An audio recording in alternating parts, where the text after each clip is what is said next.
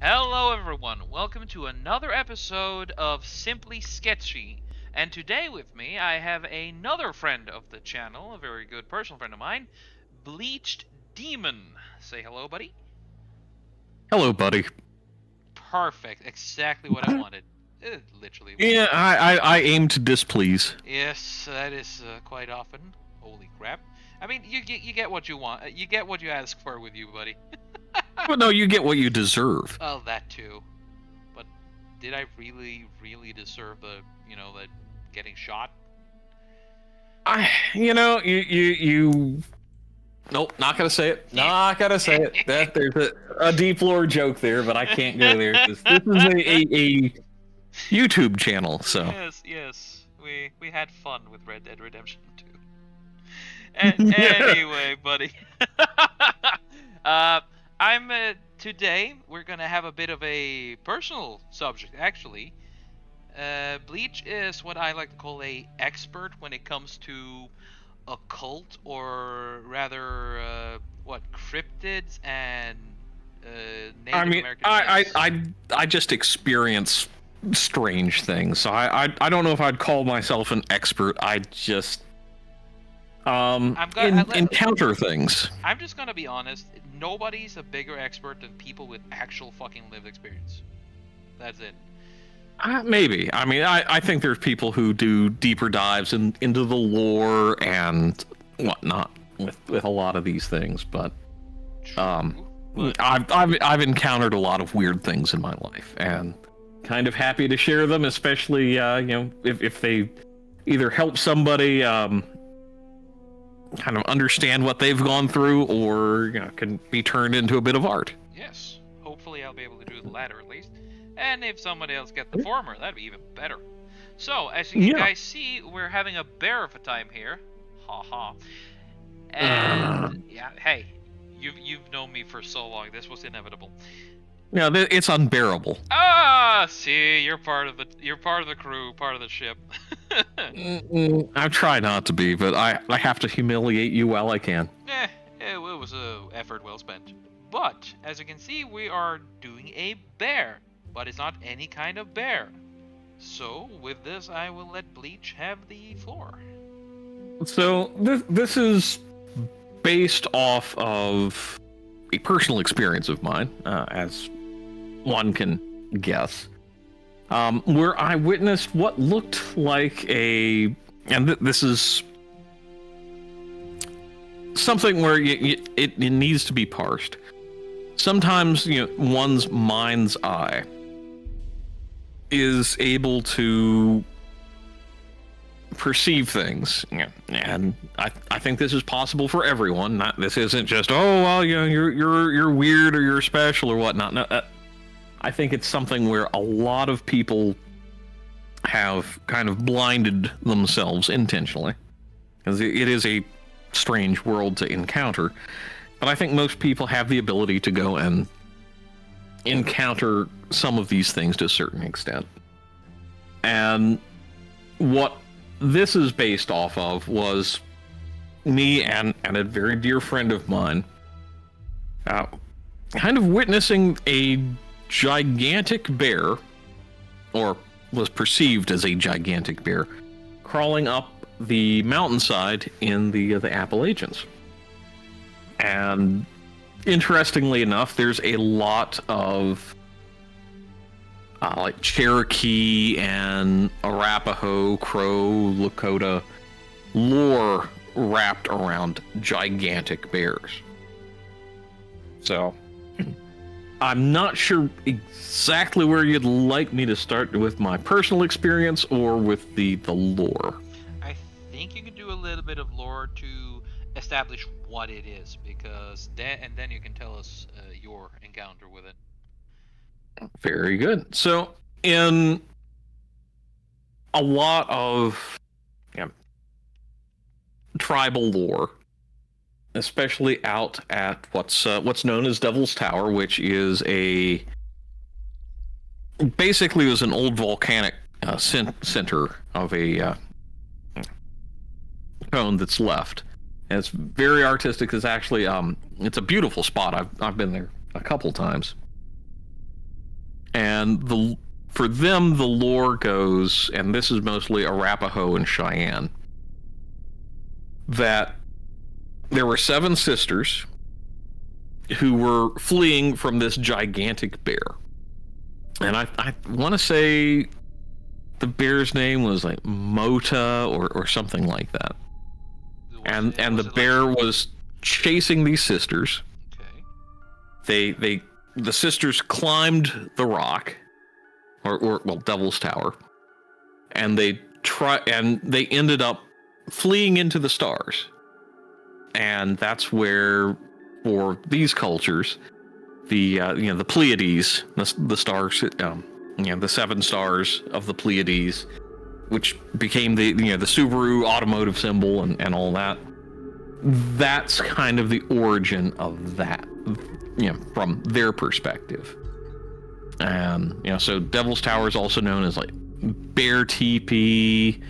I think Nakova, which is Bear Lodge in Cheyenne. I don't know if historically there were a lot of brown bears in that area. I can't imagine that being the case, but times change. Yes. So is it sort of like a demon bear in a way? Like a... It is, yeah. I can't remember the reason why the bear wanted to chase the sisters. I assume to eat them, but I wouldn't also be shocked if there was like one of the children was supposed to marry this spiritual bear and things like that. Actually, I might just pull it up real quick here. So in Arapaho, and this is according to the National Park Service, the father of the lodge had 7 children, 5 boys, 2 girls. 2 girls made an arrangement between themselves that one of them would have a rib bone of a bison, receives the most favor from the brothers. Boys made trips to other tribes, I guess looking for wives. And the other sister became known as Bear Girl. Okay. Dogs will howl and will be a signal that I will have told you that the sisters told the brothers that they were frightened and they were running from the sister who became a, I guess, anthropomorphic bear. Yes, there we go. Language, speak sometimes. Oh. Oh, so the bear is a she. Yeah, and at least with the Arapaho, and I think it changed between tribes, and it's fascinating when you go to that location. There are a lot of like colorful ribbons tied into trees and stuff like that, just as I guess prayer symbols and whatnot. So let's see. The Cheyenne have the bear as being female, and the Crow, it doesn't say. Crow, that's one of the Native American tribes, right? Yes. Yeah. So you had and it's kind of like a Devil's Tower. Is it an intersection of multiple tribal lands? So you've got the Arapaho, the Cheyenne, the Crow, the Kiowa, the Lakota. So there's a lot of tie-ins culturally with a lot of tribes. So that's kind of like the background that I know of, and I think there were probably some Cherokee lore associated with it as well. It doesn't ring any bells right now. That's fair. I mean, there are other places you can find the lore, and hell, if we're inspired to go read, that'd be perfect. So, mm-hmm.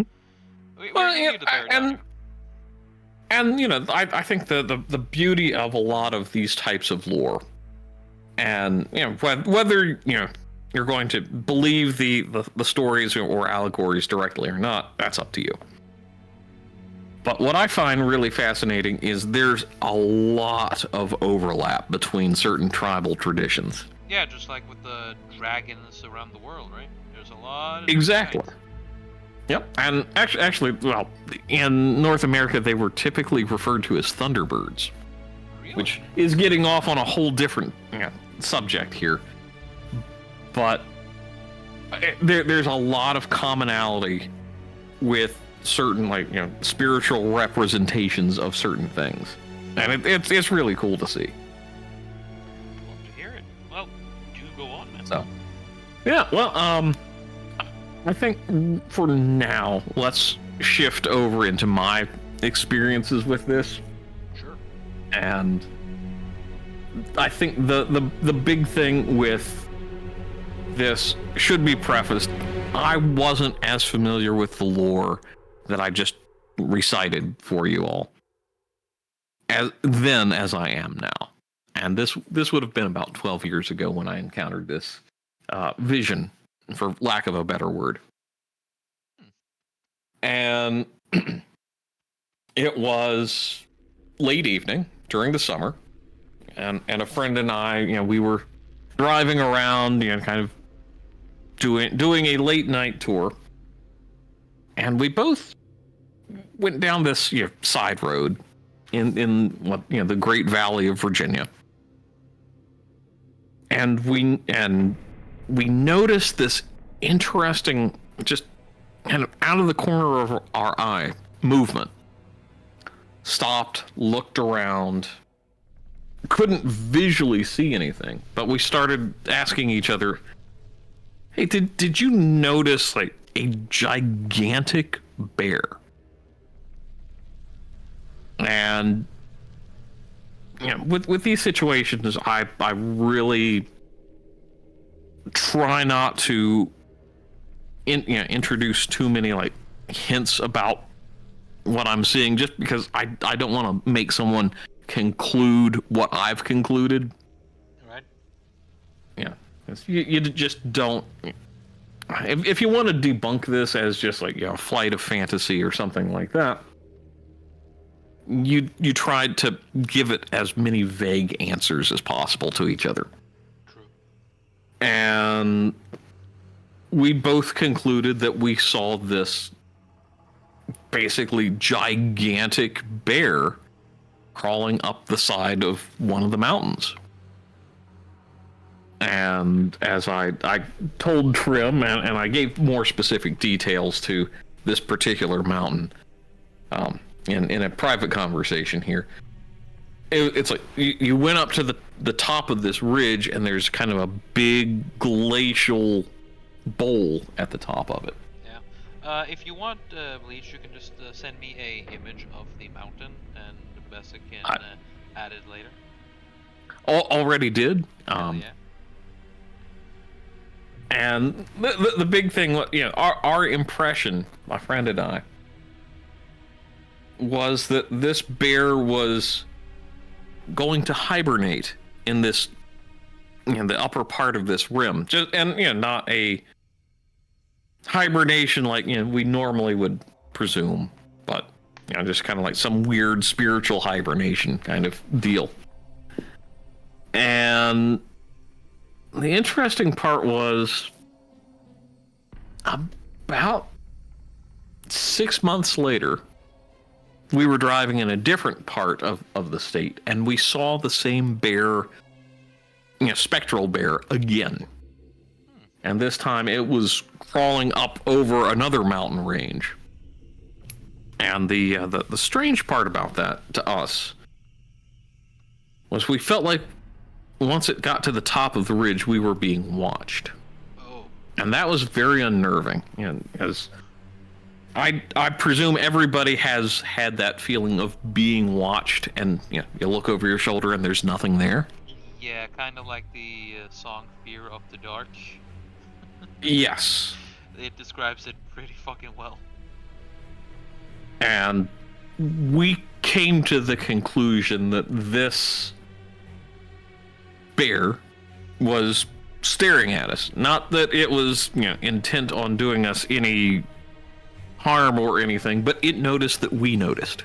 Oh. And it was kind of that weird back and forth dynamic of, oh, I saw a thing that I wasn't supposed to see, and it knows that I saw it, and it wasn't supposed to be seen by mere mortal kind of eyes. And I actually asked a different friend, older woman who was half Cherokee, and asked her about it, and she's like, "Oh yeah, you saw the great bear." I didn't want to, but yeah, it was definitely a thing. This is impressive. So it's I'm asking now, and there's generally just curious when people have moments like this. You say it was spectral, so you saw it move throughout the world, but it didn't have an actual physical presence, sort of out of phase with the rest of the world. You say, kind of. Yeah, because I would say it was fully visible, but it wasn't having an effect on our natural world, if that makes sense. Yeah, so you could see it walk through, but if it stepped on a tree, it wouldn't have felt it, kind of. Correct. Yeah, because we should have been able to like see the trees being crushed or whatnot, given the sheer scale of this creature. Dang. But none of that happened. Yeah, I mean, something that large would collapse on its own weight too. So, yeah, okay, that makes sense. Yeah, and that's why I've been trying to refer to it as spectral as much as possible. Yeah. And yeah, I really don't know why I was able to see it. That's one of those great mysteries of human existence, where it's like, okay, we see and encounter things that we shouldn't. What logic says is not there, but we still absolutely see these things. And I think the basis of a lot of human lore is our ability to process the invisible world in a way that maybe we shouldn't. And it's clear that other animals do, but we try to tell ourselves that we don't see such things. Yeah, because in modern times, you can only what exists is only what you can see and touch. Yeah. Yeah, and it's kind of the fallacy of our limited science now. Yeah, I'm gonna be honest with anyone watching here that I'm pretty darn certain that there's more between heaven and earth than what we see. So, yeah, this is not here to ridicule anyone in any way or any form, because I find this fascinating as hell. Well, I think like with this experience especially, it kind of does multiple things. It fills multiple gaps in human logic, and the first one is when it's talking in the lore, it talks about like say Devil's Tower specifically, and I have to loop back on that because it's the best known encounter with a gigantic bear in North American lore. And it's used to describe, the bear was trying to get up at these kids and was clawing away, and that's why the striations happen. Okay, great. That to a mind that hasn't fully processed all of geological history. Okay, that explains why this formation looks the way it does. It also does another thing. It explains why the Pleiades and the seven sisters or seven siblings exists as a star formation. But it does another thing, and it fills this gap of we encounter things as a species that we can't always isolate, and we can't repeat. We can't use the scientific method to extrapolate X, Y, and Z. Right. And it's something where it's very viscerally there for those that experience it. Yeah. And you want to give context to it so other people can kind of experience it themselves without maybe encountering the sheer terror of that moment. Now, for me personally, I didn't encounter any fear or terror or anything like that, but it was definitely oh crap, there's a gigantic bear up on the side of the mountain. Yes. And I've seen it twice. Which would be a pretty natural reaction, in my opinion. I would imagine. I've lived such a life where things like this don't faze me like I would say somebody encountering it for the first time. Yeah, I mean, in a previous art check you and me did a stream, you told me about another being. We might revisit that at a later date, but the Beast of Salem, or the Thing of Salem, I don't remember. Yeah, the Thing of Salem. Yeah, that was a wild moment in and of itself. And honestly, one of the more interesting sketches I've done. Especially considering your reaction. Yeah, considering it was pretty accurate to what I experienced. So,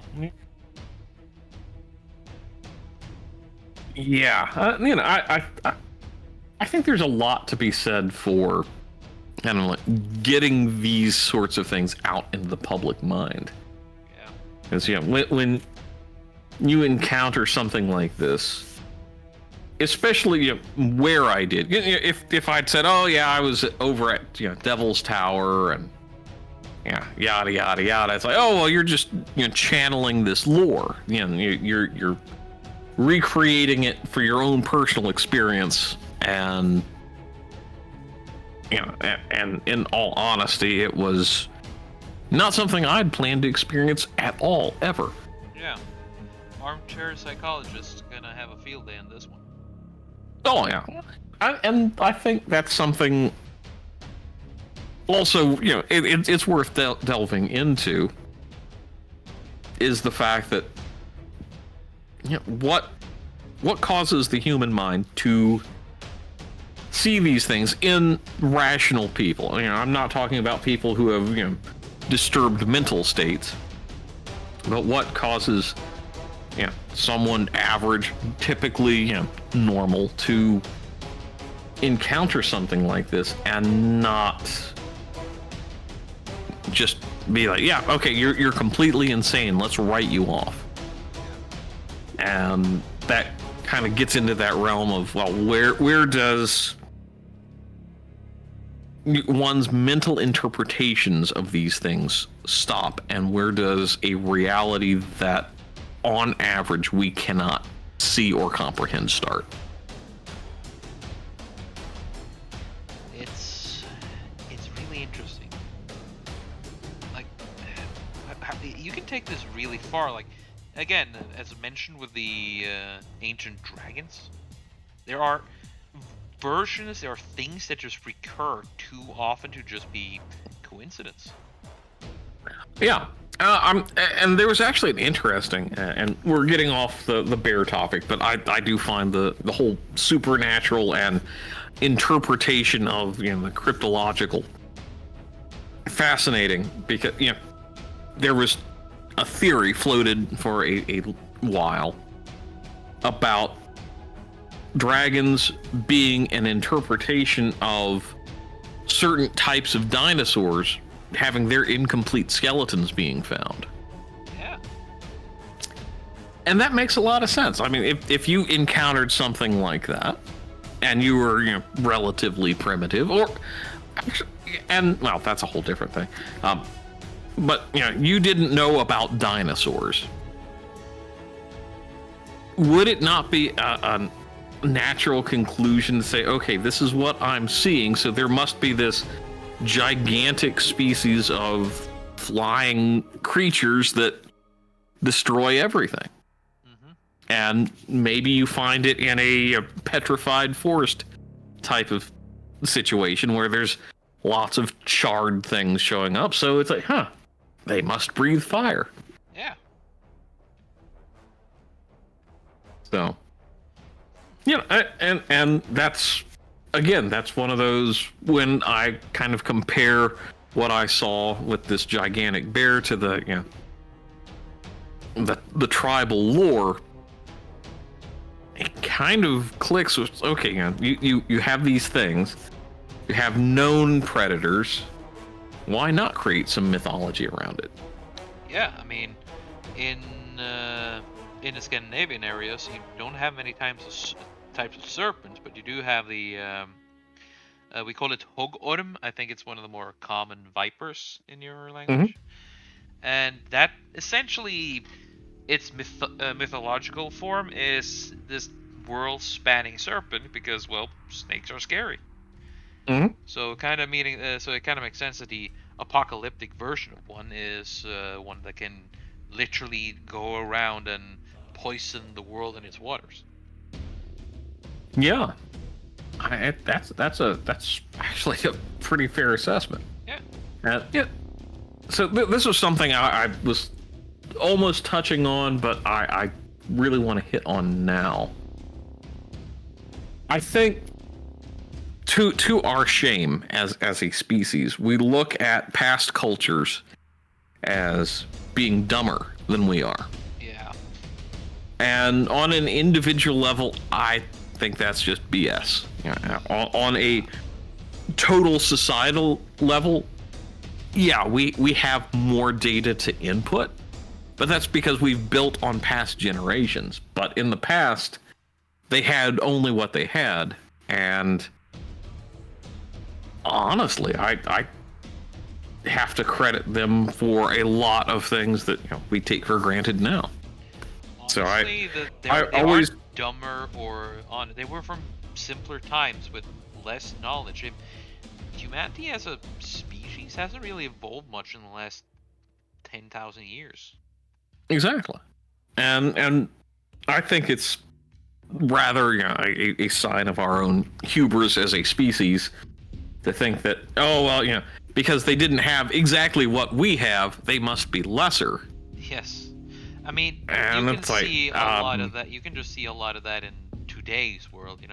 Oh, mhm. they don't have that. They can not possibly be equal to us in just certain groupings in their attention to how they're trying to be nice to others while in truth just looking down upon them. Yeah, and I find that a very disturbing way of kind of denying our roots.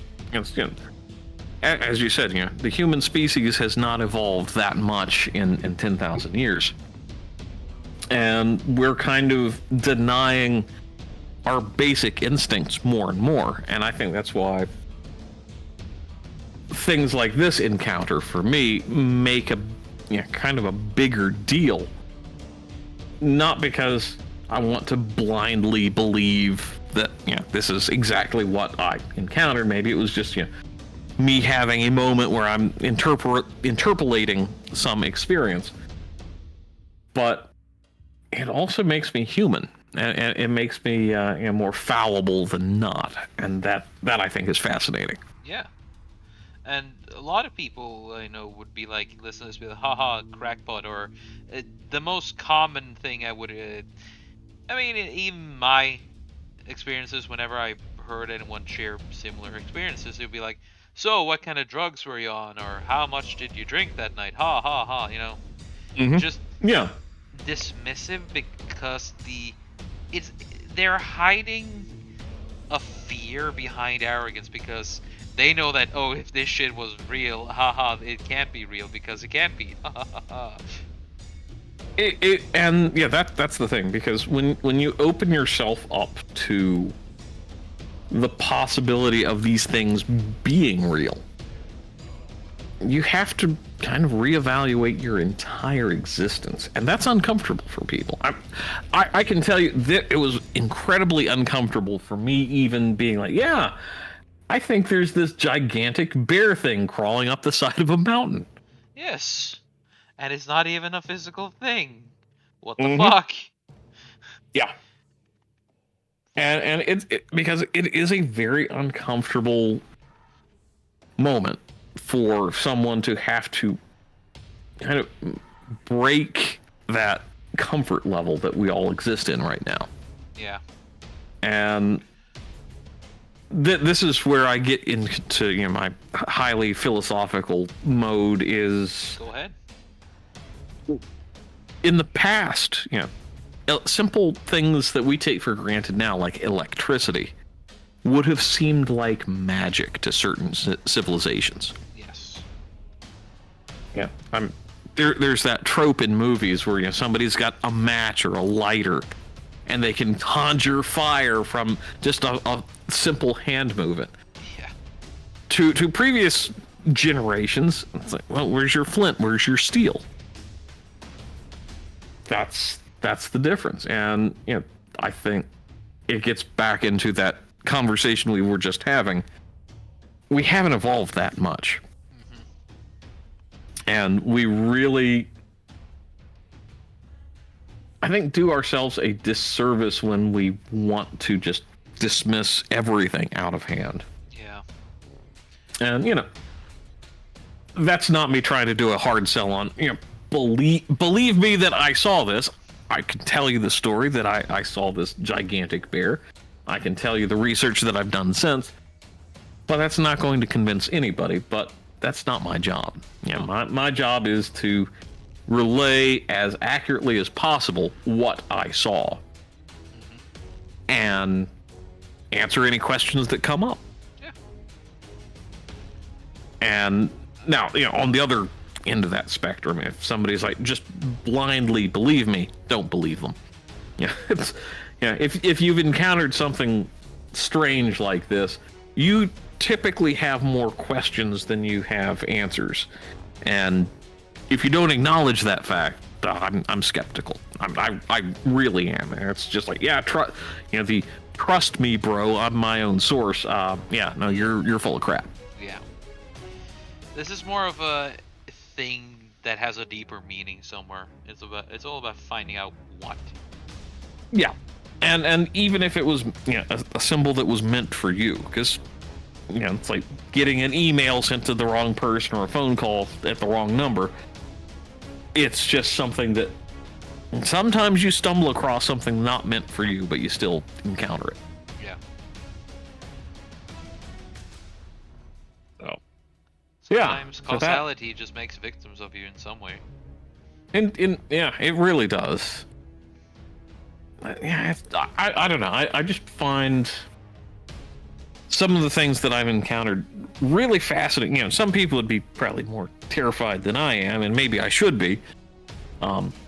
It's like, this is just fascinating. Why did I see this moment in time? What was it that I was or was not supposed to see? Or maybe you were supposed to see it. Exactly. It's like, and it's. I have found the longer I go, the more I'm fascinated with what I don't know. And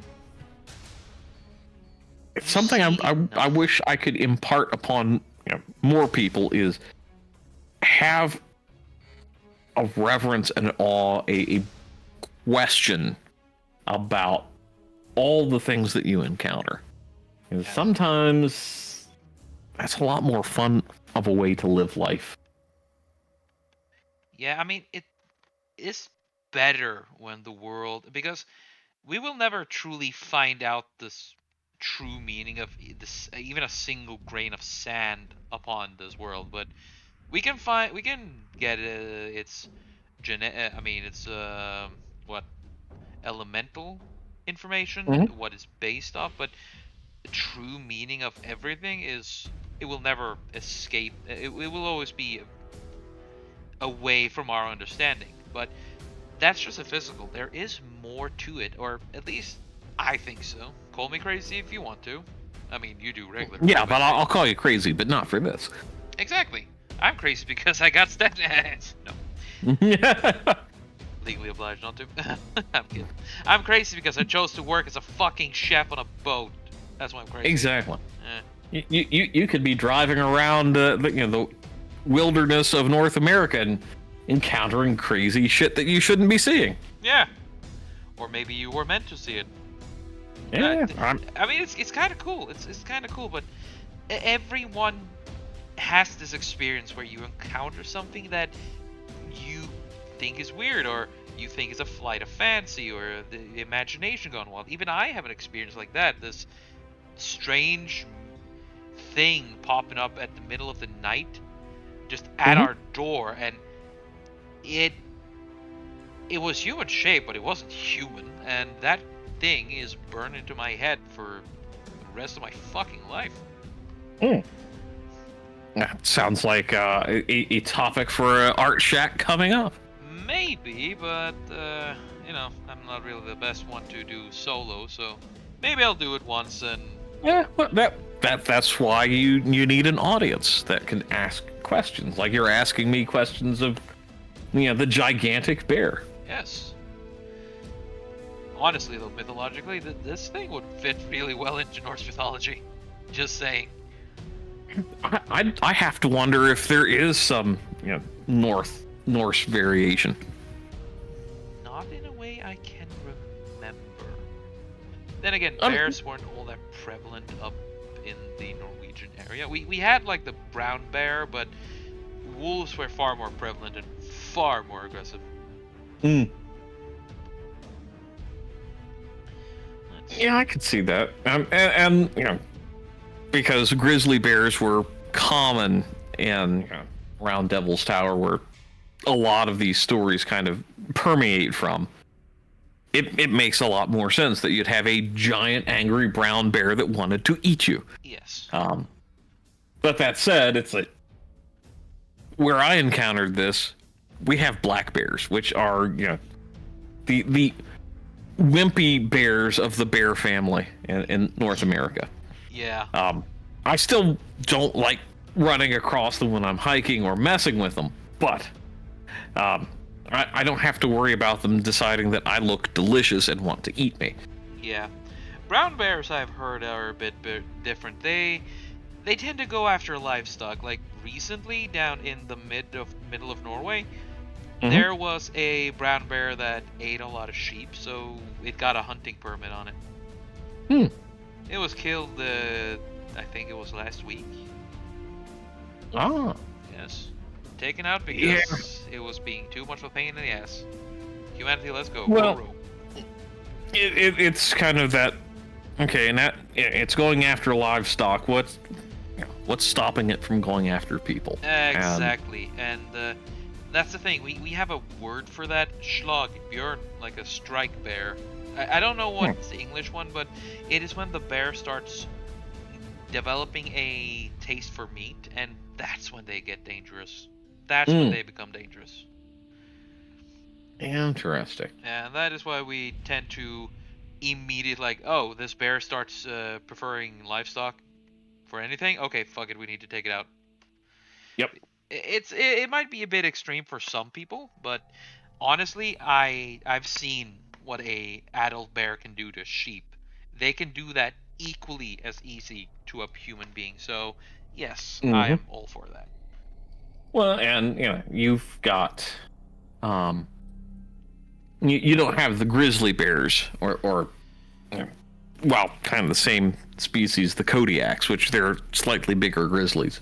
Oh, I've seen images. I've seen a picture of a Kodiak felled by a dude, and I kind of didn't think bears could be that big when. Yeah, and then you get polar bears. Yeah, and polar bears are like bears. They're the bear that everyone is scared of. Like it will kill you. It will eat you. It's not Yep, a. it will hunt you. Yes, and it doesn't give up easy. No. There was a dude who locked himself up in a oh, you know those belt-driven vehicles, and he locked himself up inside of it. The polar bear spent hours trying to get into it. Mm-hmm. Almost did too. Yeah, you don't mess with bears. That's the. No, Yeah, not at all. even when it's like the little black bears where they get spooked and run away if you drop like a wrench on a piece of concrete, you still don't really want to mess with them. It's a pretty simple math. Human versus bear, unless human have gun, like a strong gun, human's going to fucking lose. Mm-hmm. Which is why it's incredibly stupid when people are like, I'd rather meet a bear than a person in the woods. Let me show you a few pictures.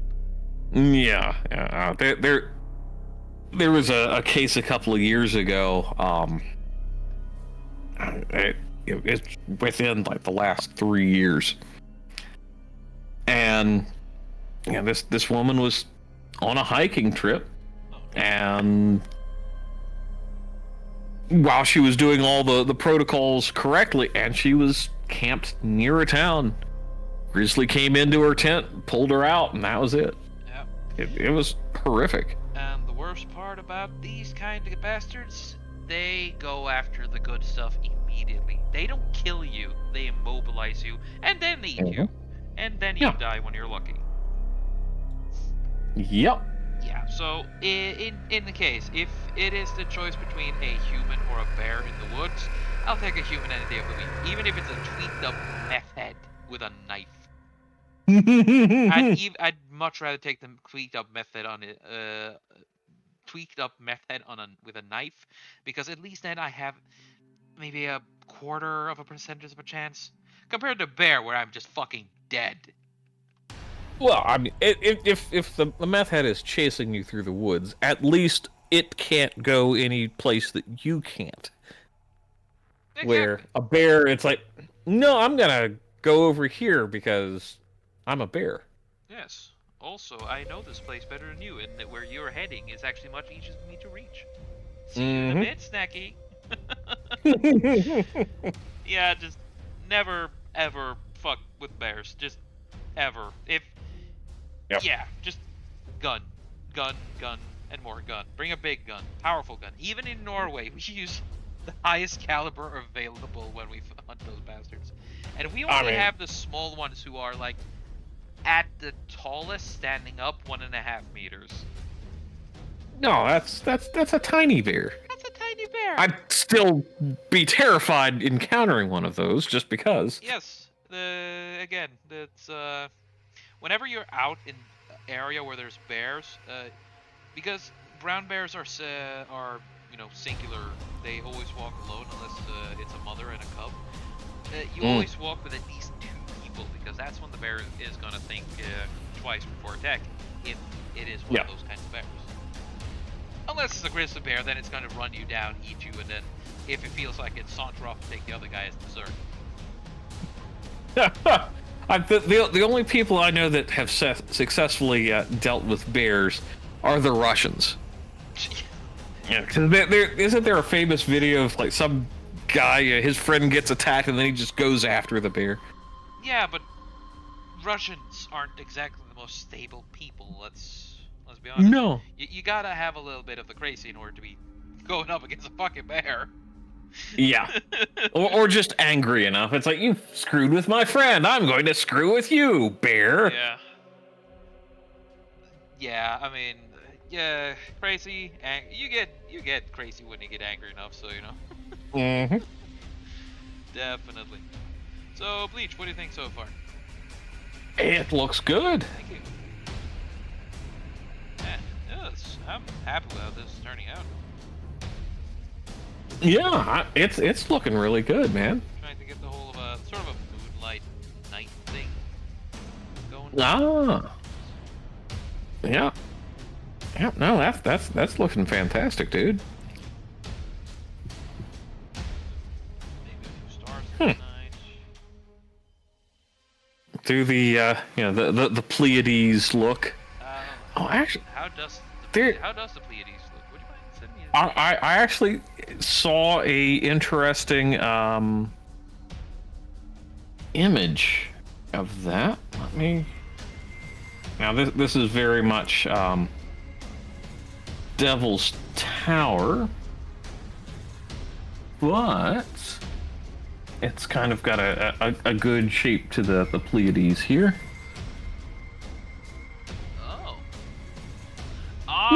Yes, I see. The tail section and the body section, we call that Karlsvogna.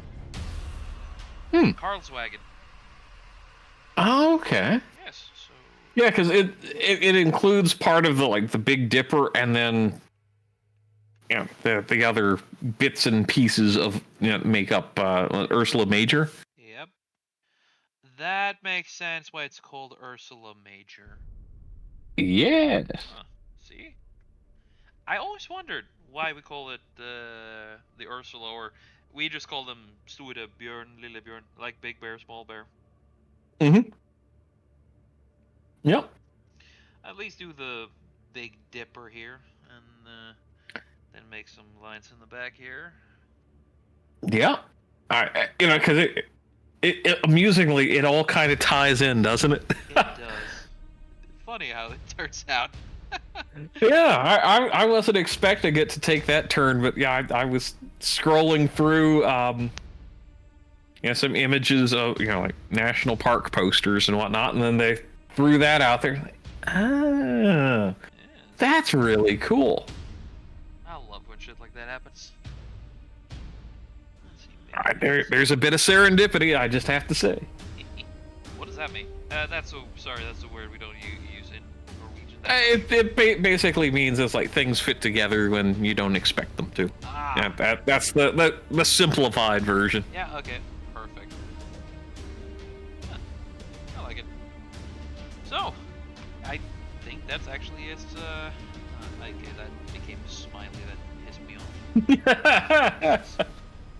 I'm trying to make a mood, but it's difficult. A smiley face mood. Pain. All right, Dr. Smith. Oh, the pain. Oh, the pain. So yeah, are you happy with it? I am, yeah. Excellent. Oh, that's fantastic, dude. Thanks, dude. And we've been doing, this is actually the shortest episode so far, of only 50 minutes each. 48 minutes. Yeah. I mean, I can ramble longer if you want, but this looks good, man. Yeah, I mean, we're finished. Do you have any more things to add while I just finish with more of the shadows? Not a whole lot, actually. I mean, this really captures that bear pretty well. Yeah. What that I encountered, and it kind of goes with the Matteo legends of Devil's Tower. It all ties in really well together. Awesome. I managed to do it as intended. Yes. And in record time. That's the most impressive part. You've been upping your game. Thank you. This is what happens when you get good co-hosts to work with. Sorry, I'll try harder next time. Oh yeah, it's as much as I love Arden, me and him together, we tend to just geek out completely, and oh boy, it's like an episode of Sultans without the politics. So that's a good thing, no? Yeah, it is. It's enjoyable. I even have started doing things like this with Prime Night, where we cover Vampire the Masquerade. Oh, nice. Yeah, depending on the release of this episode, it will either be a preceding or a following episode of this one. It all depends upon which one Besek wants to release first. Gotcha. But as said, this started with only me and Besek, but as we go on now, I'm gonna try to see if I can get a wide, or pardon the term, a diverse range of different guests. And like the proper version of diverse, because there's different people with different personalities and different I have no personalities. What are you talking about? I mean, it's called guns. Yep. In America. I like America. It's a cool place. It is. Yes. You ought to come visit sometime. I intend to. Just need to save up enough money and I'll be over there. You too. Please. Wouldn't mind though. Not at all. But yeah, so with this, I think I'm going to conclude this episode of Simply Sketchy. Thank you very much to everyone who has been watching this episode. If you wish to buy some merch that I've made myself, you can find a link in it in the description down below. Similar, if you want to hire me for a commission of your own, I have a Ko-Fi for direct compensation, or you can find me on my Twitter page. DM me there if you feel like it.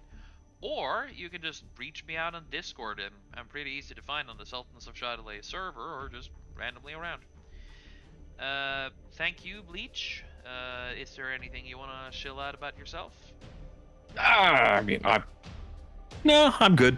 No, but you do have a pretty decent YouTube channel that you're working on every now and then. I do, but you know, I think this is your time to shine, my friend. Yeah, but I gotta give some honor and credit to the people who actually spend time with me here. I appreciate that, but no worries. This is all about Trim's Art Shack and Simply Sketchy. Yeah, we're very simple and very sketchy here. And you can say that again. I will. It always appears back. Well, and with that, I want to say thank you all very much for watching once again, and once again, Bleach, thank you very much for joining me. Have a good one, everybody. Bye-bye. Cheers.